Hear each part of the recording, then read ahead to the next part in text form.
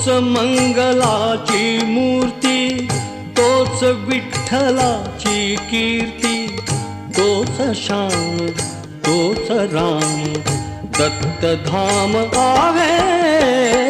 मंदिरात अंतरात तोच नांदत आहे। नाना देही नाना रूपी तुझा देव आहे। मंदिरात अंतरात